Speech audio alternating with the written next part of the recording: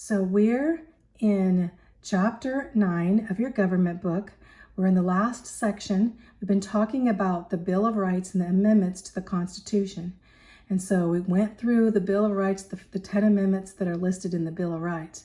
But since that time, since 1791, 17 more amendments have been made to the Constitution up to the present time. So you need to know about these amendments. It's very important.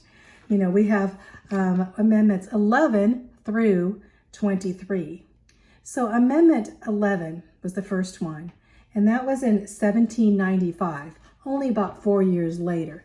And it had to do kind of like the 10th Amendment, because it basically said lawsuits against states.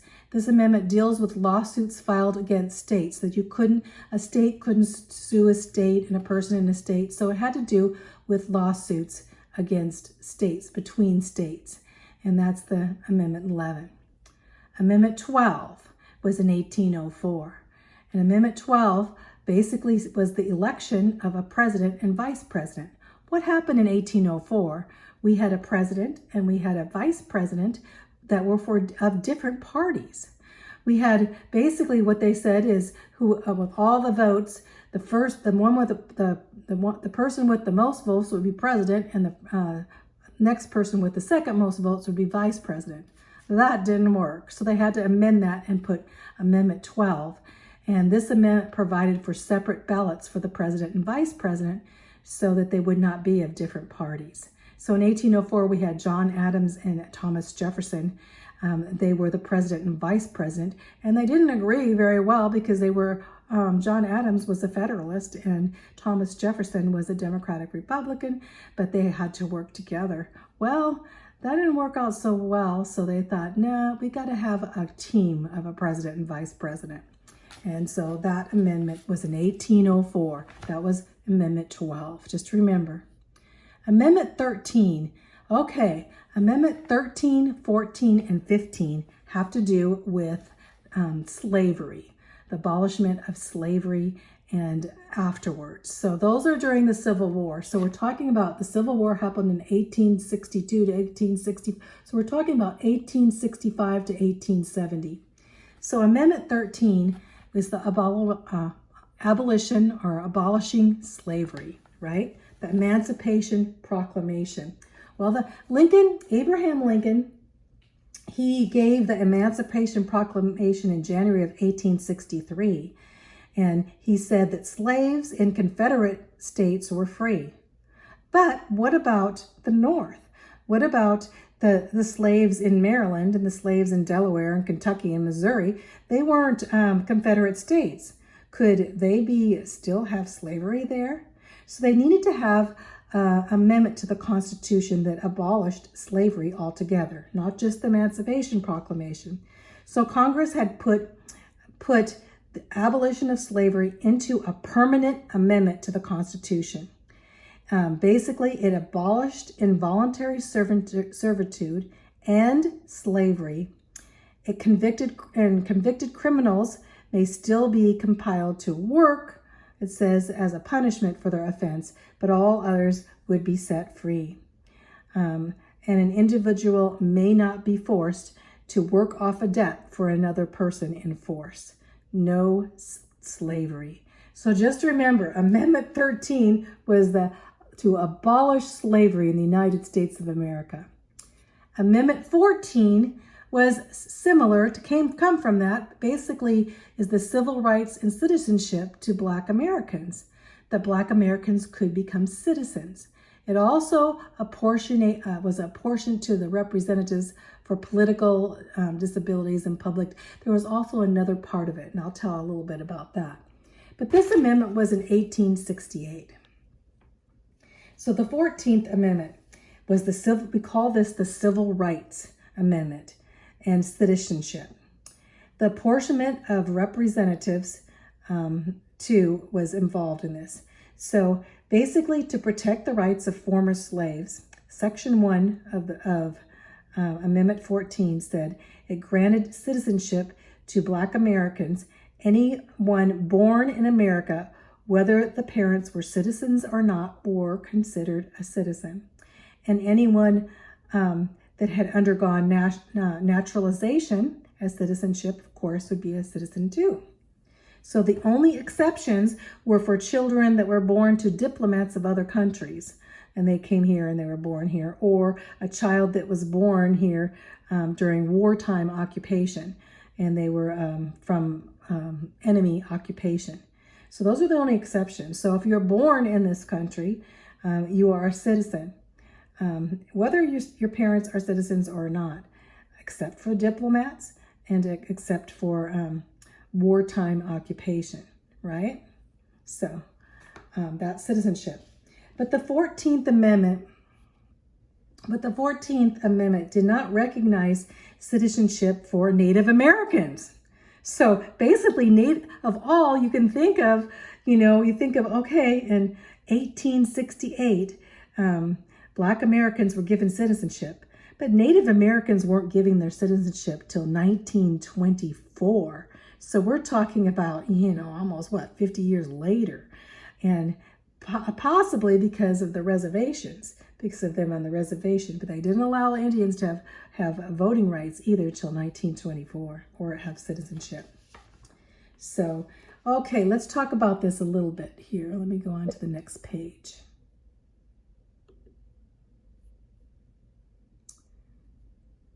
So, first of all, section 1, the remainder of section 1, says to keep states from passing laws that would deny or limit the civil rights of newly freed slaves, life, liberty, and property, with due process of law.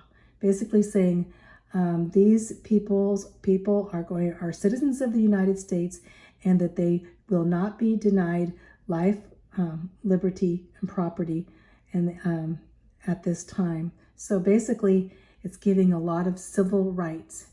This is actually called, 14th Amendment is the amendment of civil rights. It's the source of all federal civil rights come out of the 14th Amendment. Section 2 of the 14th Amendment says the apportionment of representatives in Congress, basically saying, talks about the representative Congress after the Civil War.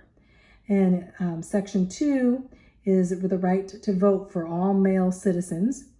And Section 3 goes on to applying to federal state officers who resigned to become Confederates in the Civil War. So it talks about federal officers who went to be Confederates. They can't come back and work in their civil services right now because they were had withdrawn to the enemy side, right? So that was stipulation. In Section 4, it guaranteed Civil War debt of the Union would be paid, and that war debts of the Confederacy were null and void. So Section 4 said the Confederacy, the South, had to pay for their debts, and that the North did not owe them anything.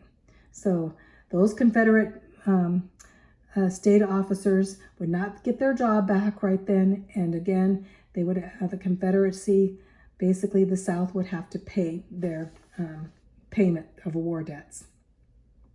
So it was empowered by Congress to define and guard the rights given by the 14th Amendment by the legislative. And this is the source of all federal rights, civil rights. So whenever you think of civil rights, you need to go back to the 14th Amendment. All civil rights, well, even the civil rights of today, when we went through with Martin Luther King and the civil rights and the civil rights even that are going on today, it all will go back to this 14th Amendment. This is a major source. But many cases in Congress have allowed the Supreme Court to dictate laws under Section 1 of the 14th Amendment too. Through the use of this amendment, the court has abridged many rights of the states and individuals. So just think, civil rights, Amendment 14. Amendment 15 is another Civil War amendment, and it's the right of voting for Black Americans to vote. I hope I didn't say vote here. 14th Amendment has to do with citizenship. 15th Amendment in 1870 has to do with voting, the right of suffrage for Black Americans. So that's the 15th Amendment. The 15th Amendment basically goes together with the 13th, 14th, and 15th. You have to put them together as a unit. Just to remember, Amendment 13 abolished slavery. Amendment 14 gave citizenship and civil rights to former slaves. Amendment 15 gave the right to vote to former slaves. All three go together. So it did leave this. The 15th Amendment did leave and said there were still voter qualifications. Well, anyway, we'll get into that about poll taxes later on and such. But the 15th Amendment was the right of suffrage for Black Americans, to be able to vote. Still, women couldn't vote. Can you believe that? Not yet. So the 16th Amendment was in 1913 under Woodrow Wilson. So we're thinking that's kind of like right before World War I. And he put forth an income tax. That's why we have income tax. If you make more money, you have to pay more taxes. And this amendment empowered Congress to lay a tax on personal incomes, which they've done. So if you ever think, oh, what about the income tax? Go back to Amendment 16 and Woodrow Wilson, right, at that time. So let's go on to Amendment 17. It was in 1913, and this was the popular election of senators. So this amendment provided for the direct election of senators by the voters of a state rather than by a state legislator as planned in the Constitution. So before this time, senators were not elected by voters. They were picked by the states. And so basically this amendment said no more. Senators, we need to have votes. We need to vote for our senators and pick the right senator through popular vote. That means through voting for them to represent us. So this is the popular election of senators. That's Amendment 17. Amendment 18. Okay, we'll get into Amendment 18. Amendment 18 was in 1919. So from 1920 to 1933, we had national prohibition. So what is national prohibition? Basically, this amendment prohibited the production, transportation, and sale of alcoholic beverages in the United States. No alcohol. So the 18th Amendment prohibited alcohol. And it was, had been a culmination over a century of religious, legal, and medical and political concern over problems of the sale of alcohol and alcoholism, right? This didn't just pop up. People had been thinking about it for a long time. In fact, it was so popular that 33 out of 40 states had prohibition laws, 33 of them. The 18th Amendment generated more popular support than any other amendment in history. Can you believe that? That's a question to know. That basically, it was more popular than all of the other amendments. People at this time wanted to prohibit the sale of alcohol. Both of the houses in Congress, the House of Representatives and Congress, and also the Senate, they passed with large majorities and went forth on prohibition at this time. 46 out of the 48 states overwhelmingly ratified prohibition, and they put forth what's called the Volstead Act. The Volstead Act was where in 1919 provided the means to get enforcers to go out there and enforce that people were not, selling alcoholic beverages or transporting alcoholic beverages or making alcoholic beverages. So the Prohibition era here was from 1920 to 1933.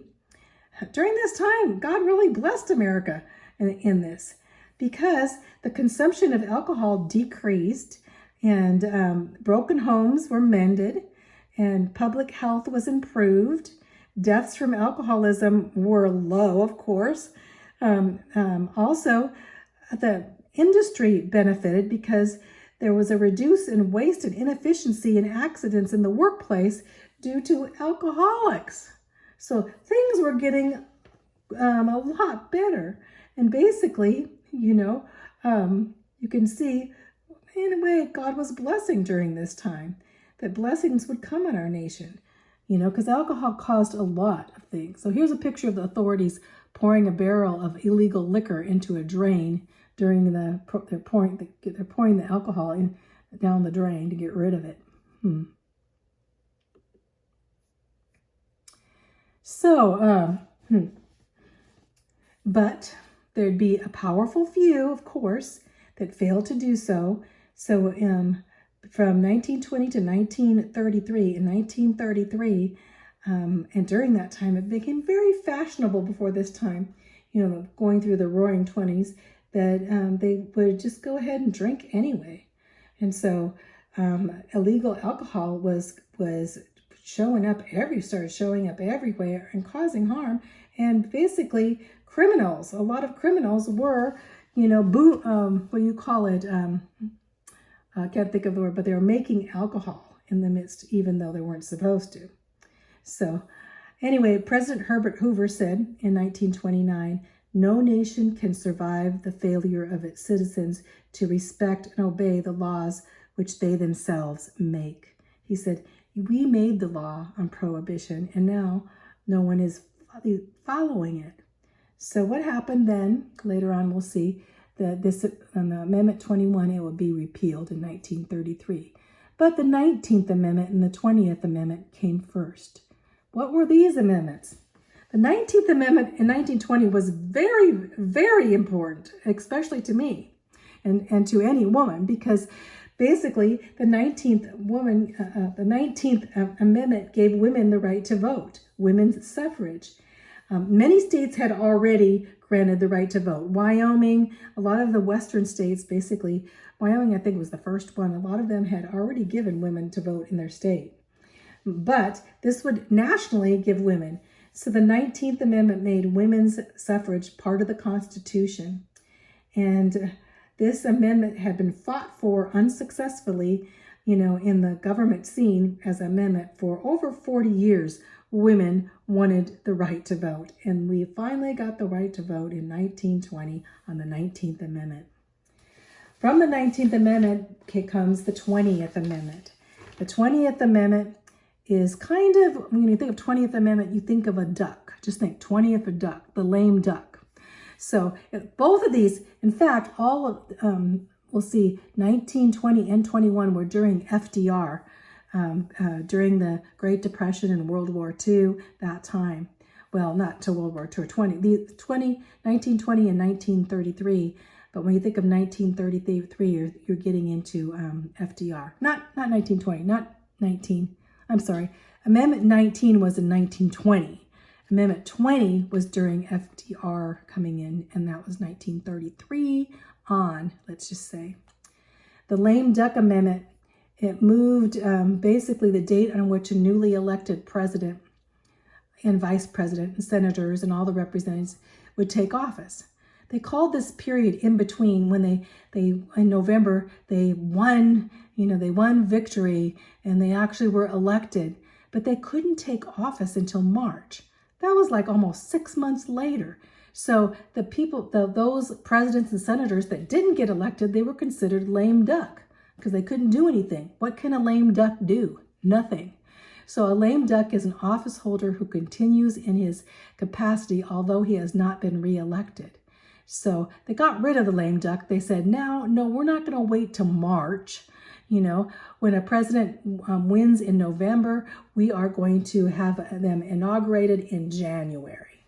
So that was the difference as for the lame duck. Let's just say it moved the date which the newly elected presidents would have. So the lame duck before was March 4th, and now it would be for the president. Basically would be inaugurated on January 20th, and the congressmen would be being able to take their jobs on January 3rd at noon. So basically changing from March 4th to January 20 and January 3rd. That was lame duck. So let's go on to the 21st Amendment. The 21st Amendment was in 1933. And what was that? The repeal of national prohibition during FDR, during that time. I think FDR was a drinker, that he drank alcoholic beverages, let's just say, because he promoted the repeal of prohibition, of the repeal of the national prohibition. The Amendment 21 in the 1930s, he said it was a noble experiment of prohibition, but it failed, he said. FDR in 1932 adopted this amendment and canceled the 18th Amendment.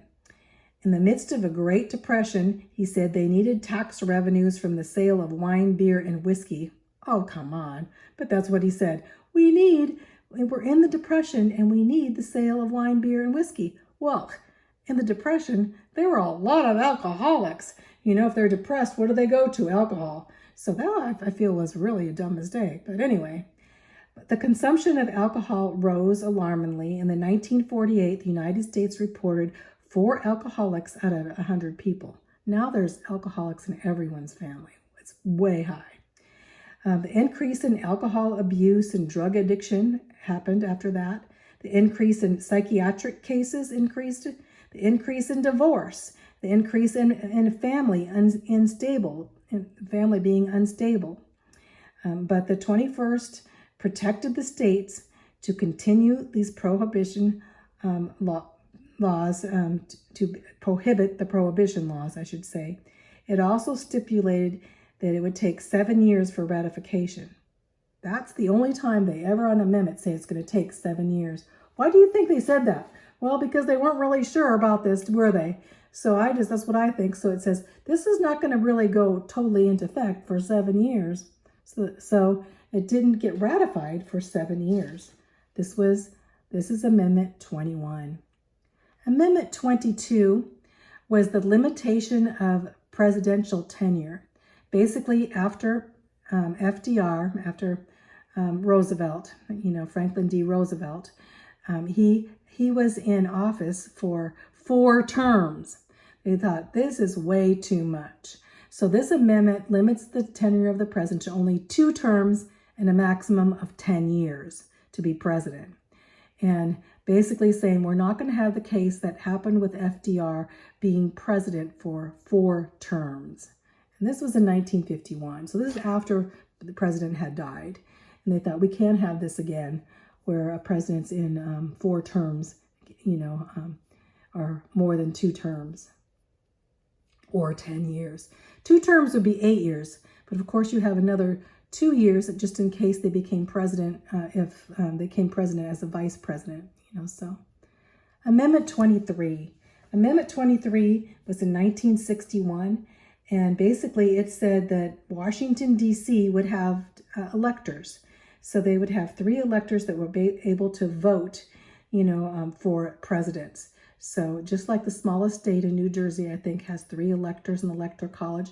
And see, Washington, D.C. never had any. So in 1961, they thought, we need to include Washington, D.C. It's not a state, but they should be able to vote as electors too. And they do. Amendment 23.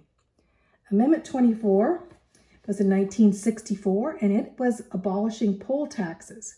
So what is a poll tax? A poll tax basically was a requirement for voting. So if you wanted to go and vote, you'd have to pay a tax to vote. And this was accused basically to keep poor people from voting, especially poor black Americans from voting. So when they thought, we're going to make them pay a tax and then they won't come and vote. So basically, Amendment 24 said it's illegal to require a voter to pay any tax as a prerequisite to vote in the national election.